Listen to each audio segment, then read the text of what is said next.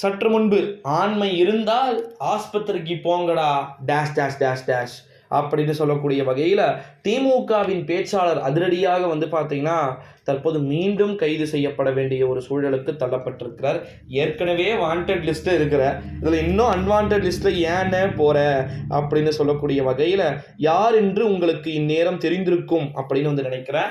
Social மீடியாக்களில் எங்கு பார்த்தாலும் ட்ரெண்ட் ஆகி இருக்கக்கூடிய நம்முடைய அண்ணன் திரு அவர் பேர் சிவாஜி கணேசமூர்த்தி அப்படின்னே வந்து சொல்லலாம்.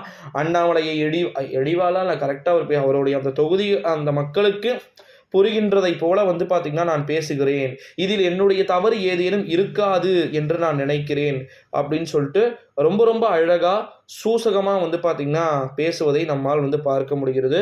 அதுவும் ஒரு புறம் சரிதான் நண்பர்களே. ஏன் அப்படின்னா திமுகவை பொறுத்த வரைக்கும் ரீசன்ட் டைமில் வந்து அண்ணாமலையை பற்றியும் குஷ்பு அவர்களை பற்றியும் வந்து பார்த்திங்கன்னா பேசியது மிகப்பெரிய ஒரு சர்ச்சையாக மாறிப்போய் இருக்கக்கூடிய ஒரு சூழ்நிலையில தான் நிறைய விதமான மாற்றங்கள் அப்படின்றது ஏற்படுகின்றதை நம்மால் வந்து பார்க்க முடிகிறது, காண முடிகிறது.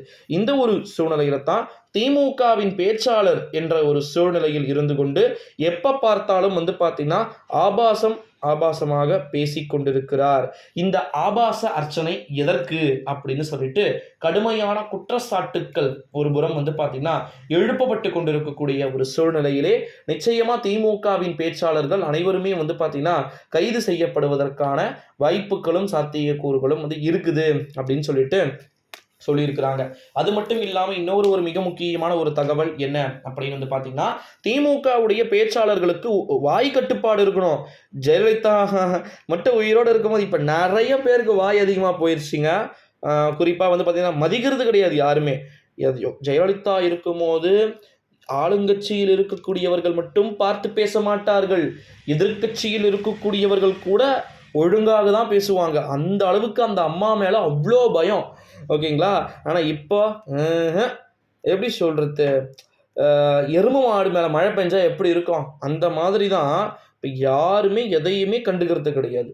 திமுகவின் பேச்சாளர்களாக இருக்கட்டும், அன்புமணி பேசுகிறார், ஜெயலலிதா யார் ஏவன் குற்றவாளி, இதை ஜெயலலிதா உயிரோடு இருக்கும்போது இருந்தால் இங்கே ட்ரௌசரை கழட்டிவிட்டு ஓட அடித்திருப்பார், விரட்டி இருப்பார். ஒரே ஒரு கேள்வியை கேட்பார், மக்களால் நான், மக்களுக்காகவே நான், உங்களால் நான், உங்களுக்காகவே நான், உங்களுக்காகவே அர்ப்பணிக்கப்பட்டது தான் என்னுடைய தவ வாழ்வு. முடிஞ்சு போச்சு 40 தொகுதி. ஓகேங்களா? ஒரு இந்திய நாட்டினுடைய பிரதமருடைய ஆட்சியையே கவிழ்த்த ஒரு பெண்மணி ஒருவர் உண்டு என்றால் அது ஜெயாவை மட்டுமே குறிக்கும். ஒரு பிரைம் மினிஸ்டரையே போஸ்ட்லேருந்து தூக்கின பவர் ஒரே ஒரு எம்பியில் ஜெயலலிதா தாங்க. அது உங்களுக்கு தெரியுமா? அதுக்கப்புறமும் மறுபடியும் வாஜ்பாய் வந்ததுனால அது வேற விஷயம். பட் இப்படி இருந்தது நிலைமைகள், இப்படி போய்கொண்டிருந்தது. இந்த ஒரு சூழ்நிலையில தான் என்ன செய்வது என்றே தெரியாமல் இப்போலாம் வந்து ரீசன்ட் டைமில் நிறைய விதமான மற்ற கட்சியில் இருக்கக்கூடிய கழக பேச்சாளர்கள்லாம் வந்து பார்த்திங்கன்னா தங்களை வந்து இஷ்டத்திற்கும் பேசிக்கொண்டிருக்கிறார்கள். ஸோ அதெல்லாம் வந்து தேவையற்றது என்றே வந்து சொல்லலாம் நண்பர்களே. ஸோ மறக்காமல் நம்முடைய அரசியல் செய்திகள் என்னும் சேனலோடு கட்டாயமாக வந்து பார்த்திங்கன்னா தொடர்ந்து இருங்க. நன்றி, வணக்கம்.